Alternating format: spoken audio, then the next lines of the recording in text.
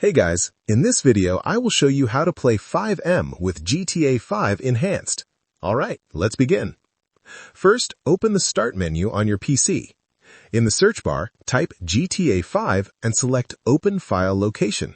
A folder will open.